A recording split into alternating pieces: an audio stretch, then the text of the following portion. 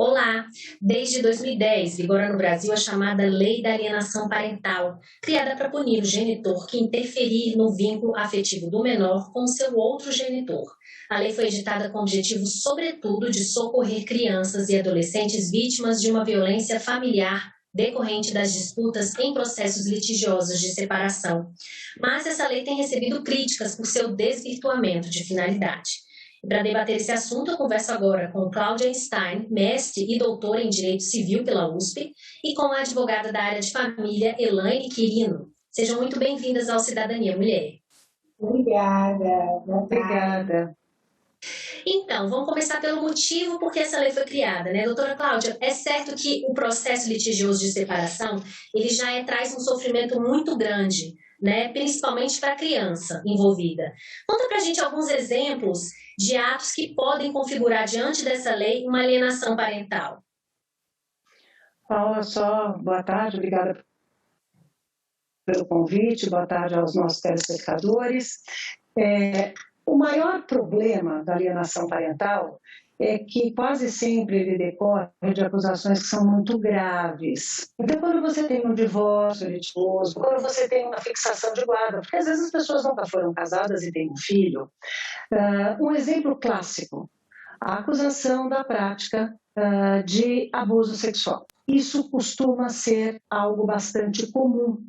Então, aquele que quer acusar o outro de algo e afastá-lo daquela criança ou daquele adolescente, leva ao judiciário uma falsa notícia de um abuso sexual, e é claro que no primeiro momento o magistrado, o que ele faz? É algo muito grave. Então a primeira providência dele seria suspender o regime de convivência com outro genitor. Então isso sim é uma prática que eu julgo muito grave e que costuma acontecer. Agora, com relação, Eliane, a casos mais brandos ou que não há um fato, assim, uma prova de uma violência sexual, alguma coisa, já existiram casos, na sua experiência, de alienação parental que foram para a justiça e isso causou um grande problema para a família, principalmente para a criança? Boa tarde, doutora Cláudia, Paula. Bom, a alienação parental, ela é configurada, ela traz, sim, problemas não só para a criança, como para todo o núcleo familiar, né? Isso a gente sabe que isso existe. Eu costumo dizer que aqui no meu escritório eu trato a alienação parental de uma forma em que eu entendo que nós, enquanto profissionais de direito, juízes, promotores, nós não temos uma leitura da psique, né? A gente precisa de profissionais que tenham essa expertise. E aí, quando chega um caso que eu preciso de uma prova material, porque você não pode simplesmente alegar que está existindo uma alienação parental, sob pena de você ter um problema com o seu cliente que vai responder depois criminalmente. Então, eu faço o quê? A gente faz um mapeamento de como está sendo essa circunstância em que a criança está vivendo, para que eu tenha subsídios para, lá na frente, ou então em sede de inicial, né? Que a gente peça um estudo psicossocial do caso. Então, a alienação parental, ela existe de várias formas. E eu hoje, conversando com uma pessoa, né, Sandra, inclusive, a gente vê que ela está velada, né? Então, as pessoas conseguem hoje praticar a alienação parental, mas que a gente tem uma grande dificuldade, em muitos casos, de provar essa alienação parental. Doutora Cláudia, no caso de falar mal do pai, por exemplo, uma mãe falando muito mal do pai a ponto de querer que essa criança se distancie do pai, isso pode configurar uma alienação parental? E de que forma a prova pode trazer para a justiça que aquilo foi configurado no caso? A senhora acredita que isso pode virar um processo e sim gerar um transtorno e mudança até de guarda da criança por causa desse tipo de problema? Ou não? Então, Paula, a sua pergunta é muito bem-vinda e lhe digo, como é que se prova a alienação parental, né? É muito difícil. Como disse a doutora Elaine, se nós não estivermos diante daqueles casos que são clássicos, né? Nós, às vezes, temos muita dificuldade. Mas é importante que nós nos lembremos que a alienação parental, para ser vista como alienação parental, ela tem de surtir efeitos na criança ou no adolescente, senão não é alienação parental. Por isso que a lei previu expressamente que o juiz deveria se cercar de estudos psicossociais, porque nós temos de ver se aquela criança ou adolescente realmente passou a rejeitar o outro genitor em face de algo que lhe foi dito pelo pai ou pela mãe. Então, é isso que acaba acontecendo. Os magistrados, eles devem se cercar de uma perícia psicossocial para ver se realmente o que acontece ali é alienação parental ou não. Ou se é algo, a mãe falou uma bobagem, o pai ficou nervoso. Então, isso é muito comum acontecer. Agora, quando você diz as punições, então o magistrado ele declara que ali houve alienação parental. Primeira coisa, eu acho que a doutora Elaine também deve ver muito isso. Tudo é alienação parental. As pessoas já chegam consultando advogado dizendo que são vítimas de uma alienação parental.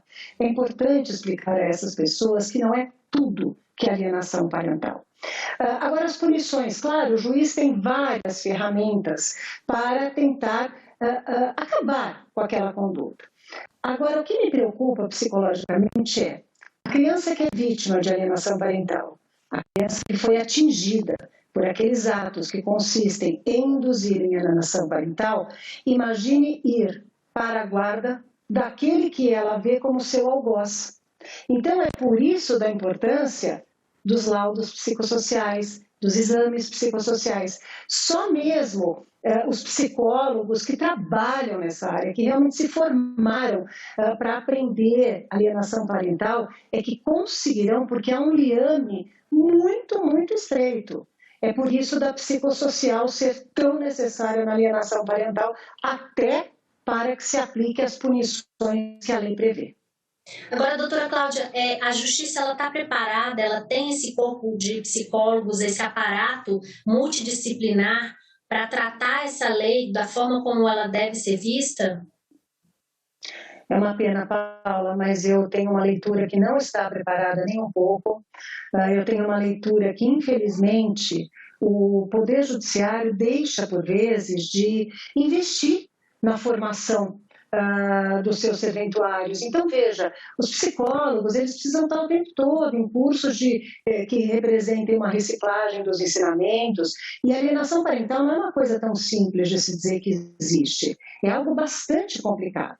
Então, o judiciário, muitas vezes, deixa de ter um laudo correto, sobretudo por não investir no corpo de psicólogos que ele tem.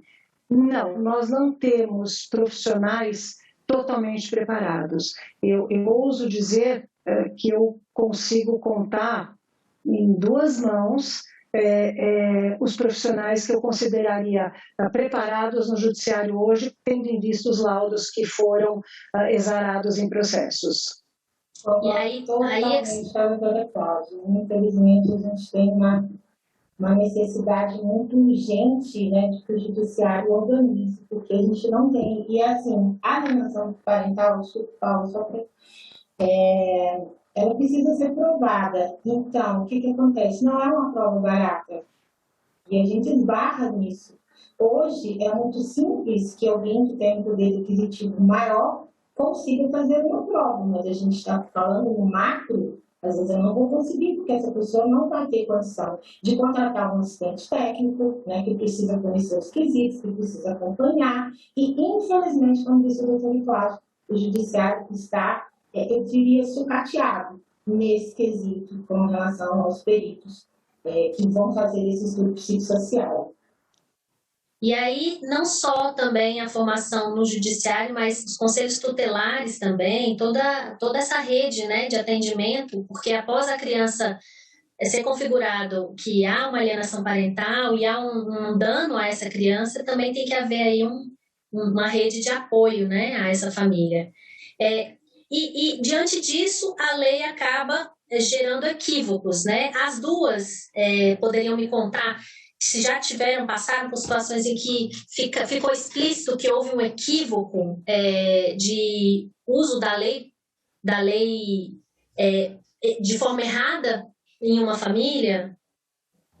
Eu acho que as duas, né, têm condição de falar sobre, e principalmente você levantou aí com relação aos conselhos tutelares.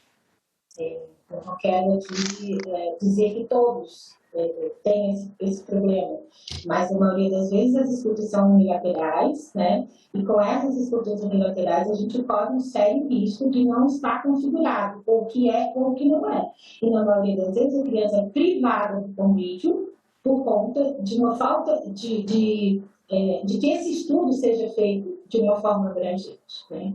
Então, eu tive casos, inclusive, de que uma mãe, ela estava sendo penalizada, inclusive, aí, porque é das prerrogativas, você ter a guarda, né? E quando a gente conseguiu provar que a situação não se desenvolvia da forma que foi noticiado pelo Conselho Tutelar.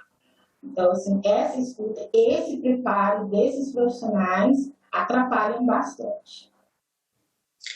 Agora, é possível configurar a prova conversa de WhatsApp, esse tipo mas o mais importante para a justiça seria o relato da criança, seria o laudo feito com a criança. É isso, doutora Cláudia, poderia responder? Então, Paula, a rigor, o nosso código deixa claro, a legislação brasileira diz que o juiz é o destinatário das provas. Então, é o juiz daquele caso que decide a prova que ele determina a produção ou não. Então, vejamos, num caso de alienação parental, imaginemos que haja um laudo dizendo que não há alienação parental. O juiz pode ouvir a criança e concluir? Pode, o juiz não está adstrito ao laudo pericial que é exarado no processo. Eu tive a oportunidade de acompanhar uma criança que o laudo psicológico dizia inexistir alienação parental, que era algo alegado pelo outro genitor. O juiz marcou uma data para ouvir a criança, que na época tinha 6 anos de idade, marcou essa audiência apenas e tão somente com o patrono do pai, então não houve nenhuma publicação. O pai foi a juízo, ela foi ouvida. O juiz, ele deu uma tutela de urgência, ele antecipou a tutela e já determinou que do fórum a filha saísse sob guarda paterna. Essa menina foi levada para um outro estado, uma mãe sem nenhuma condição financeira, que se via na situação de, para ver a filha, ter de viajar, e passados 4 anos, o Tribunal de Justiça reconheceu que não havia alienação parental naquele caso, e a filha retomou para a mãe com vários problemas, com muita tristeza. E veja, a doutora Elaine falou algo muito importante, a escuta, porque nós estamos falando nesse caso de um genitor que não tem condição financeira e que precisa se valer da assistência gratuita. Ela não tem como pagar uma psicóloga para a filha. Então, a escuta do profissional sobre tudo o que envolve a alienação parental tem de ser muito cuidadosa. E aí entra a questão do gênero, né, doutora Elaine, que você estava até comentando antes da nossa gravação de entrevista, que fala sobre a maioria dos casos de alienação, as mulheres são as vítimas também, né? Então, são características... Corrigindo, a gente tem, né, estudos, estatísticas, a doutora Cláudia pode me ajudar. O índice de alienação parental é, na sua grande maioria, das mães. Mais de 80% as alienadoras. Né, esse número parece que está em 83%, se eu não me engano, são de mães. Na grande maioria. O que eu ia dizer é que nos processos elas são colocadas como superprotetoras, loucas, até mesmo inconformadas com o fim de relacionamento. Então, sobrecaem sobre elas a culpa por estar acontecendo tudo aquilo. Ela está, na verdade, dando um piti e ficando com raiva e colocando meu filho contra mim, porque não aceitou o fim do relacionamento. Isso acontece muito, essa questão de colocar a culpa sobre a mulher? Ou não? Realmente ela é a autora desse tipo de alienação? Não, acontece, nem sempre ela é culpada. Agora, a gente precisa deixar claro que para ser considerada a prática de alienação parental, é preciso que ela seja intencional. Né? O agente que pratica essa alienação, ele tem o desejo de criar no psicológico dessa criança essa imagem distorcida. Então, não é simplesmente você chegar e dizer, né, pelos questionamentos anteriores que você fez, que a gente respondeu. Eu preciso que tenha essa vontade, eu preciso que seja intencional. E na maioria dos casos, talvez pelo grau de litigiosidade do casal, a gente ignora, porque tem muita gente que chega e fala, doutora, é alienação parental. E você vai ver, não é alienação parental, entendeu? Por isso que eu sou uma das que não sou radicais de revogar ou não revogar. Eu entendo que a lei precisa de aperfeiçoamentos. A partir de debates com a sociedade civil, audiências públicas, profissionais, tanto do direito quanto da psicologia, né? A gente precisa tratar. Existem casos que a gente vê, tá, na mídia, não agora, mas que aconteceu, se não me engano, em 2008, uma mãe que disse que a filha tinha sido abusada, estuprada, inclusive, pelo pai, né, que havia um abuso sexual, e foi ver não aconteceu nada disso. A própria mãe é que fez isso com a criança. No outro lado, uma mãe ficou privada, no caso que a doutora Cláudia coloca, que eu vi um análogo, que a mãe ficou 2 anos privada do contato com o filho após ela provar que não era uma alienadora. Então, assim, a gente na sua avaliação, precisa aperfeiçoar, sim. E que tipo de aprimoramento deveria ser feito na lei que hoje vigora? Primeiro, a gente precisa aparelhar o judiciário, né? Porque é para lá que vão as ações de alienação parental, e aí a gente vai discutir também, quando você entra nesse assunto de alienação parental, como o direito de família ele é multidisciplinar, né? Você entra em outras esferas, mas assim, a gente também precisa discutir sobre guarda, a guarda compartilhada, as pessoas confundem guarda com convivência. O ordenamento jurídico diz que a guarda tem que ser compartilhada, até mesmo para beneficiar o grau de litigiosidade, não aceita a guarda alternada, dizendo que a criança vai ser uma menina mochilinha. Não vai ser, ela tem que ter 2 casas, uma casa, o quarto dela, tudo dela na casa do pai e na casa da mãe. Então, a gente precisa também olhar dentro da legislação do direito de família, né, tanto do CPC, do Código Civil, a gente precisa olhar o ECA, porque o ECA sozinho não consegue fazer toda essa proteção, e com isso, com essa conversa que eu te disse, sociedade civil, agências públicas, e todos esses projetos de lei que estão tanto na Câmara quanto no Senado, e essa lei de inconstitucionalidade no STJ, a gente consegue fazer sim. Esse é o meu posicionamento. No meu sentir, lei de proteção, desculpa os outros posicionamentos, a gente não revoga, a gente aperfeiçoa. E isso é um direito natural. O direito é assim, ele precisa ser aperfeiçoado, né? Até mesmo porque as situações mudam. Como a gente havia falado antes, cada família tem sua especificidade. Eu, enquanto advogada familista, eu sei como entrar em cada casa, porque a gente sabe que são situações diferentes, não existe fórmula de boa. Mas a gente precisa de uma regra geral que contemple, né, que as pessoas não passem 2 anos sem ver o filho por conta de uma análise mal feita, por conta de um olhar, por conta de uma escuta. Esse é o meu entendimento. Doutora Cláudia, concorda? Ou tem mais algum aprimoramento?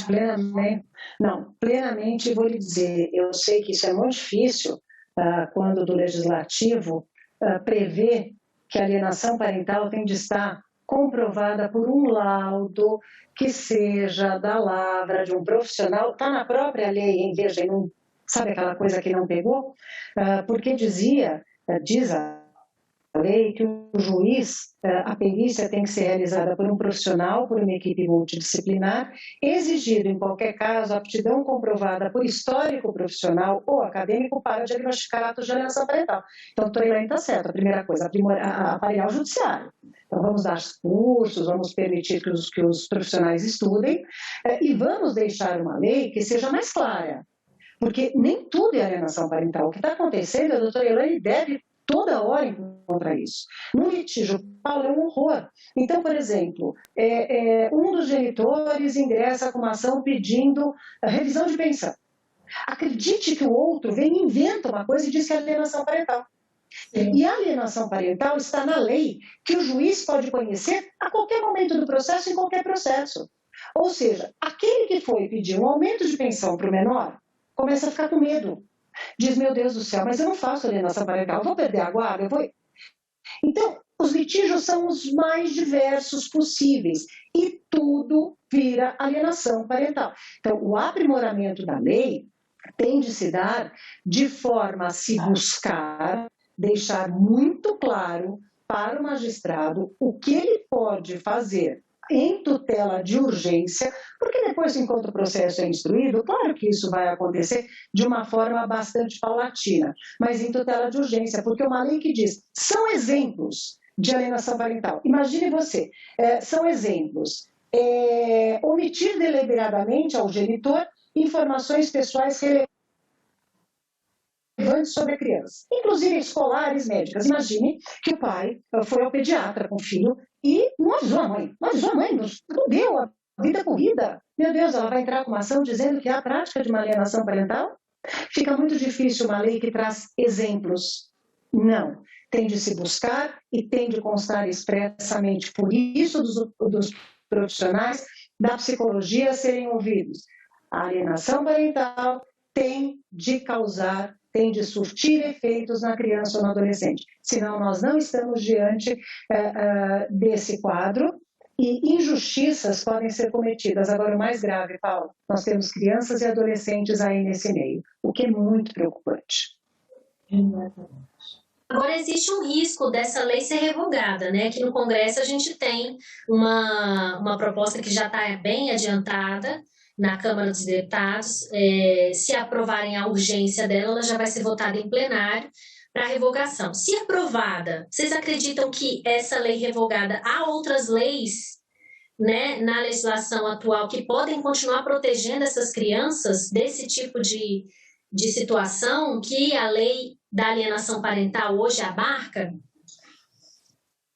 Paula, se você me permite, doutora Helene também deve ter vivido isso, antes da lei da alienação parental, era comuníssimo quando nós tínhamos disputas em fixação de guarda de filhos menores, que se alegasse.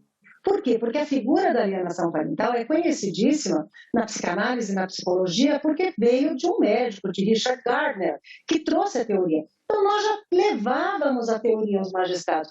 Então, com todo respeito, ainda que seja revogada, eu, da minha parte, sei que eu posso continuar a alegar isso porque eu tenho uma tese nesse sentido criada por um psiquiatra que foi aplaudido, que foi realmente comemorado. Ora, é claro que isso vai acabar fazendo com que as pessoas pensem, tá vendo, eu falei que não ia colar essa lei. Então é algo muito preocupante de se fazer. Talvez sim, somente isso, trazer umas complementações para a legislação de forma a proteger o menor de eventual decisão que seja tomada com base numa lei que tem lacunas. Doutora Elaine também concorda? Concordo. E por tudo que a doutora fala, e também a gente tem algumas outras prerrogativas. Nós temos o ECA, nós temos o CPC, nós temos vários ordenamentos em que a gente pode, sim, tratar disso mesmo, porque é um tema muito antigo, e a lei só tem 11 anos, né? Então, antes, a gente já discutia a alienação parental.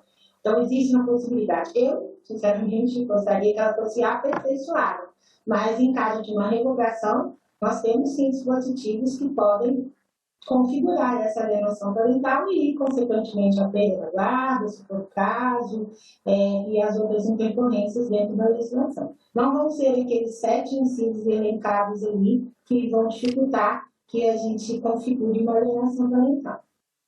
Agora, doutora Elaine, antes de iniciar um processo de alienação parental... Bom, eu sou um entusiasta das mediações, né? Eu prefiro começar, sim, conversando com as partes, porque, de repente, quem está, o terceiro aqui de fora, ele consegue ter uma outra visão e você consegue interferir dentro daquela família, para que você... Eu costumo dizer que nós, advogados, somos descartáveis, né? E não pelo lado pejorativo. A gente entra no mundo adoecido, a gente vai sair dele, porque temos que sair, mas essa casinha precisa estar arrumada. Então, eu sou entusiasta e repito das mediações, faço sim as interrupções tanto com o pai quanto com a mãe. Como eu te disse, aqui no meu escritório a gente tem um tratamento diferenciado, onde tem uma assistente social que vai fazer para mim também, porque só eu consigo tratar nessa perspectiva de onde a gente vai começar, mas existe também o alto grau de litigiosidade, e aí não tem jeito. Doutora Cláudia orienta também esse tipo de conduta? Então, Paula, eu sou mais do que entusiasta da mediação, sabe, doutora Elane? Para mim, a mediação tem que ser obrigatória. E te explico, Paula, a mediação tem surtido efeitos bárbaros no direito de família. Mas para ir para a mediação, as partes têm de querer.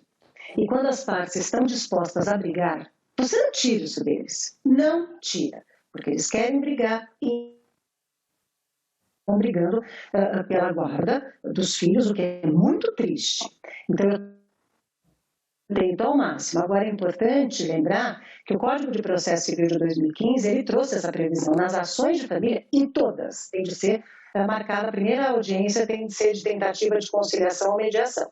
Claro, nós estamos aí num período de pandemia, o judiciário ainda está virtual, mas a verdade é que essas audiências em que se vai num primeiro momento, o que faz o juiz? O juiz explica as partes, diz, olha, vão para a mediação, vai ser bom, suspendam o processo, e muitas vezes eu já vi surtir efeitos bárbaros, muito bons. Então, essa mudança no Código de Processo foi maravilhosa. Olha, eu agradeço muito a presença de vocês aqui no Cidadania Mulher, e você que está nos assistindo em casa, eu conversei agora com as advogadas Cláudia Stein e Elaine Quirino.